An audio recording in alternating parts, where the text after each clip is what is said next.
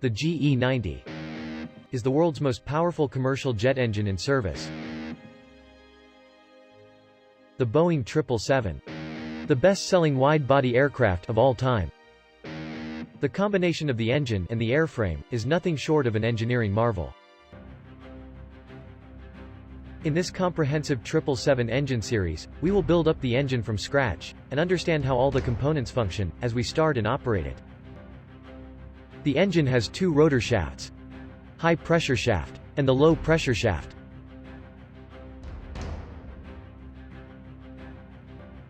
A stator and a rotor, combine to form a single stage.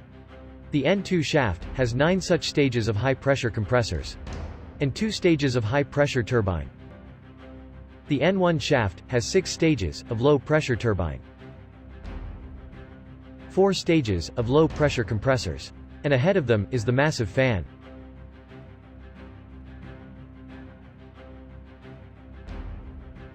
Before we look at more engine components, let's do the aircraft configuration for engine start. First, the battery switch. Battery provides limited power, good enough to start the APU, a small engine in the empennage of the aircraft. Rotate the APU start switch, hold for a second and release. The APU is online, now we can use the APU generator. Selecting the generator switch establishes full electrical power of the aircraft.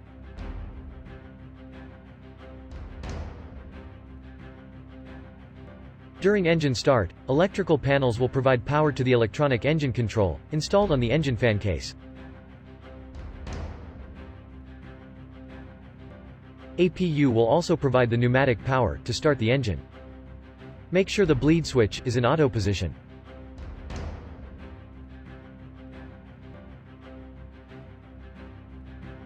Next, the fuel panel selections.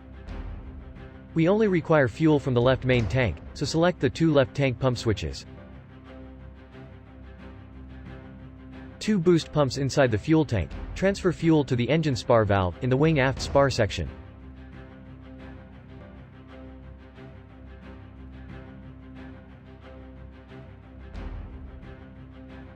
Aircraft configuration is complete. Let's attempt an engine start.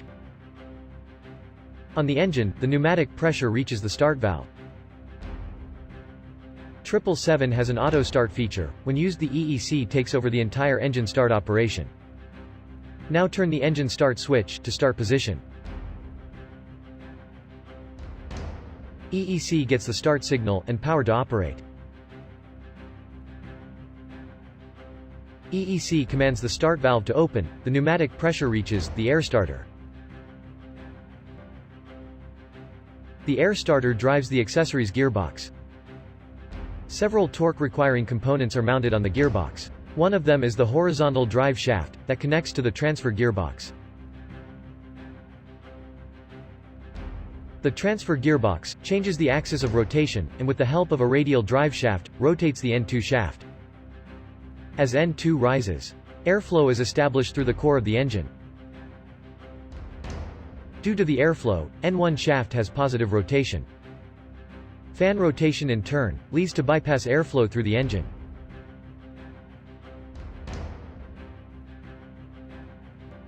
At 7% N2, a small alternator installed on the gearbox supplies power to the EEC, and the airplane power supply goes into standby mode. Since we are doing an auto start, we can use the fuel control switch, and need not wait for the engine to reach 21% N2, which is the case in manual start. Let's select the fuel control switch to run, and see how the fuel travels within the engine. The fuel control switch opens the spar valve, and the fuel rushes to the main fuel pump. The pump driven by the gearbox increases the fuel pressure, and transfers it to the fuel oil heat exchanger, where fuel picks up heat and cools down the engine oil. From the heat exchanger, fuel travels to the fuel filter. Filter screens the fuel for debris, and transfers it back to the pump. From here, the fuel is sent to the hydro-mechanical unit. The HMU now controls the fuel to the engine for combustion, and any excess fuel is bypassed back to the pump. HMU waits for the EEC command to open the fuel shutoff valve, and EEC waits for N2 to reach 21%. As N2 reaches 21% RPM, EEC sets up the engine for combustion. Out of 2 ignition exciters, EEC commands one to activate, keeping the other as backup. The ignition exciter converts the input power to high voltage pulse and transfers it to the igniter plug.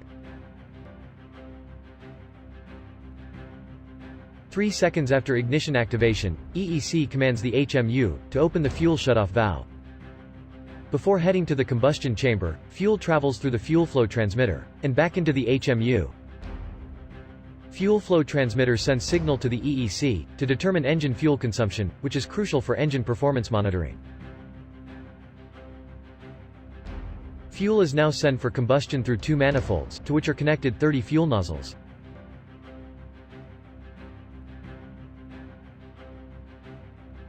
Each fuel nozzle has 2 sprayer tips, and each tip goes into the swirler slots in the combustion chamber. The swirlers diffuse the core airflow, slowing them down, ensuring proper fuel-air mixture, and buying enough time for efficient combustion.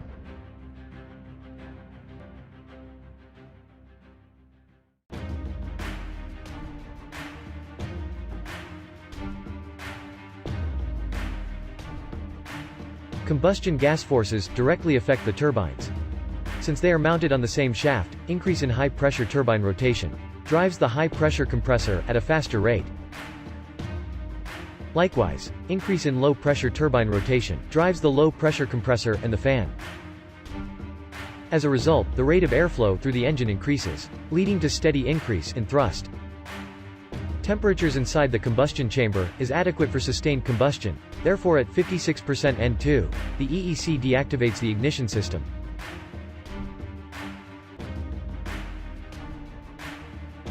At about 64% N2, the EEC commands the start valve to close, and the pneumatic pressure to the starter is cut out, disengaging the air starter from the gearbox rotation.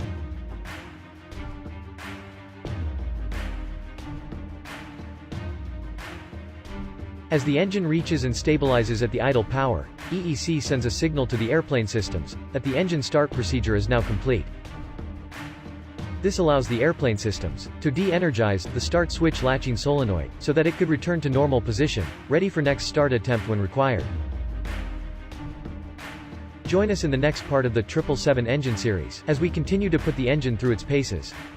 Thanks for watching.